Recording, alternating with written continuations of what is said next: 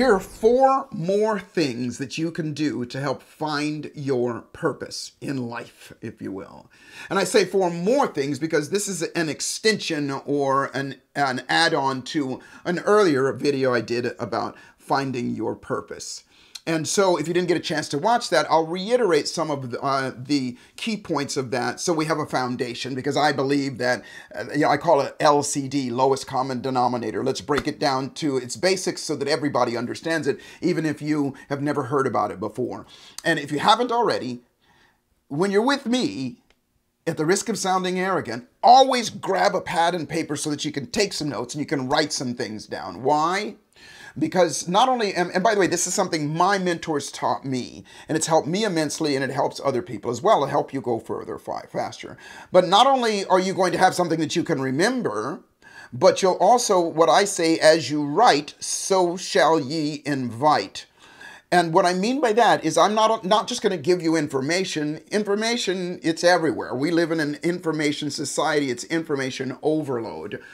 And information doesn't get anything done.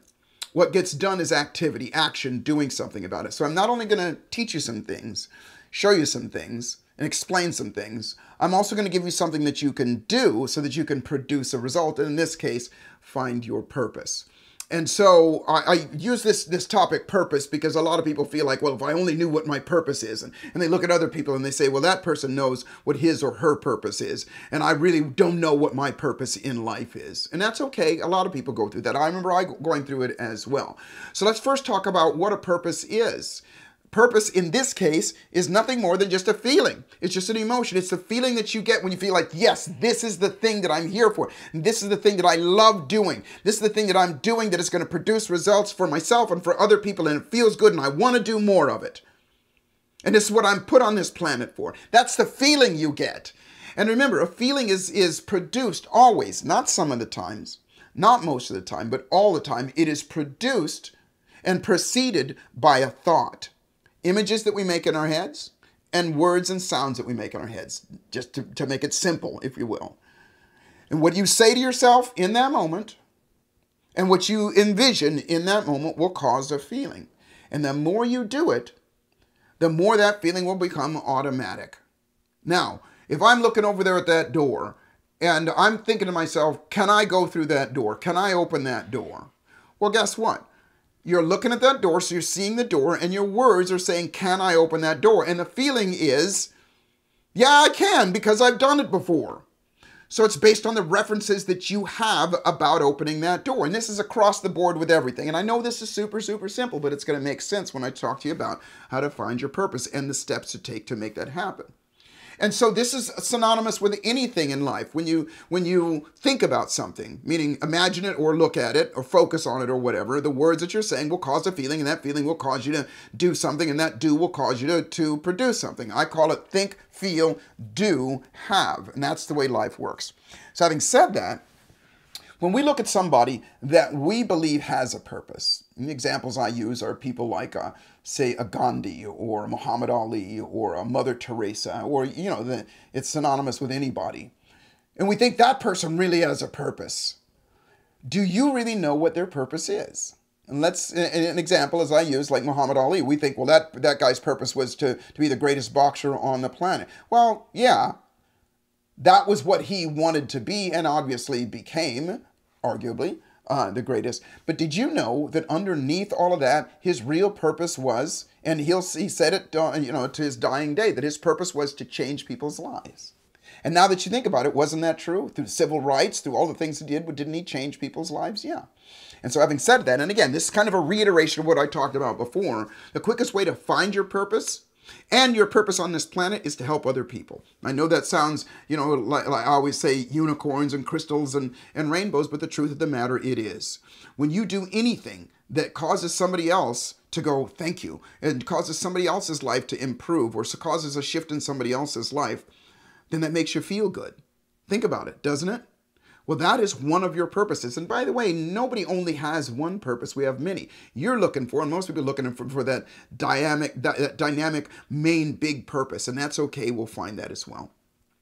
Because as ye seek, so shall ye find. And so I'm going to give you 4 things that you can do to start cultivating that. And remember, this is a journey, or shall I say a voyage, that as you're on this voyage, you will find certain things. Because, and again, to use somebody like a Muhammad Ali, he didn't start off saying that my purpose is to change people's lives. He started off because somebody stole his bicycle, and he said, I'm going to go and I'm going to whoop that guy who stole my bicycle. Well, fortunately, in his life, I believe it was a police officer that came along and said, well, don't you think you should learn how to fight first? And he introduced him to boxing, and that's where it came. So it was his journey that he was on that was making it happen. Now, I say this a lot, at the risk of sounding arrogant, in my career and in my life, I have had the privilege of being around some pretty amazing people, whether it be a Tony Robbins or whether it be a Deepak Chopra or Richard Branson, or the list goes on and on, Les Brown, list goes on and on, my contemporaries, if you will. And all of them, not some of them, all of them have that element about it, which is contribution, helping other people. And so the reason I'm belaboring this point is this is where to start for anybody, is to start that, looking for ways of helping other people, because you will find certain things along your journey. Now, having said all of that, let's talk about these 4 more things that you can do outside of just helping other people, and to start to really kind of hone in. And the first one I want to say is to learn and to create a vision and identity statement about yourself. What does that mean? Now remember, keeping in mind that whatever you say is how you'll play. Meaning that whatever you say over and over again is how you're going to be. Our words create our lives. They create our personalities. They create our behaviors. Our words change the biochemical makeup in our blood. Whatever we say causes a chemical storm or a hormonal storm going on that makes us feel a certain way. Because remember, saying is thinking. Speaking and visioning is thinking. And so you want to create a vision statement for yourself about yourself. And what does that mean? It can be anything. Start off with I and your name, am, a, or an, and you can say anything at all. What I encourage you to do is to sit down and spell out your roles. I am a father. I am a bass player. I am a technician. I am a whatever. Make that list. Now, here's what I want you to understand, that everything that I teach you, everything that I have learned is all about conditioning the brain to default to a certain way of thinking, feeling, and doing. And so never mind the mechanics behind it, never mind the logic behind it or the science behind it.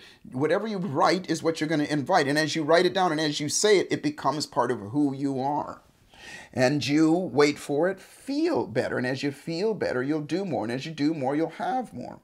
And so in this case, you're just going to write down all of your roles, everything that you do. I, Joseph McClendon III, am a, and just write it down. Because what you write, like I said, what you're writing, you're causing your brain to remember these things. And what happens is with all of those roles, some of them you're going to go, ooh, that one I feel good about. This one feels good. Yes, this is the one. And then ask yourself the question, once you have that statement, now here's what I want you to do. Once you have that statement, later on I'm going to tell you that you're going to repeat that statement over and over again so it becomes who you are, because most of the time most people have forgotten who they are. Because this is going to give you a real good indication of who you are. So at the end of writing that down, you only got to do this one time. And I say one time, you don't have to do it. You can do it in several settings, but you're going to write down a list of all the things that you are. Everything that you can think of. And take some time to do this. Because at the end of that, the second thing that you're going to do is that you're going to give that character, this is your vision statement, a name. It can be your own name. Or you can say something like a gladiator. You can say something like what I say about myself is a God-guided expression of health, wealth, and happiness. That's what I call myself. And I hope it doesn't sound arrogant, but I don't, spout it out to other people other than I'm telling you now. But guess how that makes me feel? That makes me feel good. Now, I'll repeat myself. My identity statement about myself, now it's a bit longer, but in the very beginning, how I came up with is I went through all the things that I am. Like I said, I'm a musician. Now I'm a father. I'm speaker, I'm a technician, everything that I could possibly do, I could write it down. I'm a mechanic, and everything that I wrote down.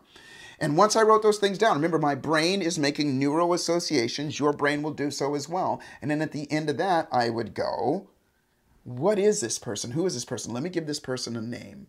Like I said, you could do something like gladiator or goddess or god or something like that. Whatever it is, give that person a name. That's the second step. In my case, I said I'm a God-guided expression of health, wealth, and happiness. Now, I added to it for myself and other people as well. Now, once you have that and you're feeling good about it, the third step is that you're going to list everything that you love to do. Everything that you love to do. And it can be some of the things that you said in there. For me, I love to play bass guitar. I love playing music. I love hanging out with my son. And then, so you're going to write that down. You're going to take a look at it. And then, I said, actually, there's 4 steps. And once you've written that down, the things that you love to do, number 4 is find somebody else that does that at a higher level. At a higher level. Meaning that somebody else, like for me, one of my dearest friends, and if you've been around me, is a man named Victor Wooten. He's, in my opinion, the greatest bass player on the planet. And Victor, I found this, when I finally met him years ago, I met him, and here's what I found out, and here's where it's going to come full circle, is that not only is he a great bassist, not only is he a great musician, 5-time Grammy-winning musician, but guess what he is? He is an unbelievable philanthropist. He's an unbelievable person. He created a school where he teaches people his charity work. All the things that he does is he gives back like crazy. So when you find somebody that you admire, that does something that you like to do, dig deep, research that person, go deep with them and find out what they do that is either charitable or something that they do for other people that helps other people as well. Because I guarantee you, like I said, all the people that I've been around my whole life, at the bottom of it, at the end of it, self included, that's what we do, is we do something for other people as well. Now, the result of all of this is going to be, now you might be saying, okay, well, Joseph, this is outside of me. But remember, my outcome for you, my deepest wish for you, is that you program yourself to automatically come up with those answers. You see, I can't say what your answers, what your purpose is, but you're going to find it. And on this journey of doing those 4 things, what will happen is your brain is going to start to come up with, oh, this, oh, I love to do this. Oh, I got this result. Oh, I helped this person. This is like this other person that's done that as well. And you will find things as well. Because I'm going to tell you right now, at the bottom of all of it, with you, with anybody else, you're going to find that contribution is the number one thing. But how you get to that contribution is through your roles, the things that you do. You see, like I said, I use myself, Victor Wooten, as an example. If you haven't had the opportunity to do it, look him up on YouTube, and he will absolutely blow you away. He'll blow you away with his skill and what he does. But he's one of the kindest, most humble people that I know. And I'll give you some other examples. One of my dear friends, and all these people, please look them up, find them, and study them. They're my mentors as well. This guy's name is Master Co. Master Co is a pranic healer, and we feature him at one of our seminars. And this guy will blow your mind because he knows how to cause you to feel energy in your hands, and he shifts things with energy, stuff that would blow your mind. But at the bottom of that guy's soul, he helps people.